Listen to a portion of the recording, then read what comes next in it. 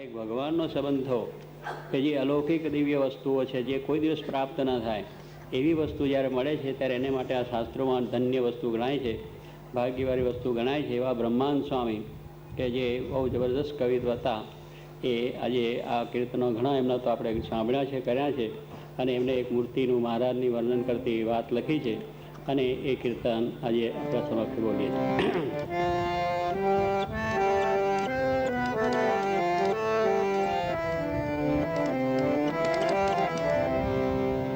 જોઈ મૂર્તિ મનોહર તારી માવારે મારા નેના લોભાના. જોઈ મૂર્તિ મનોહર તારી માવારે મારા નેના લોભાના.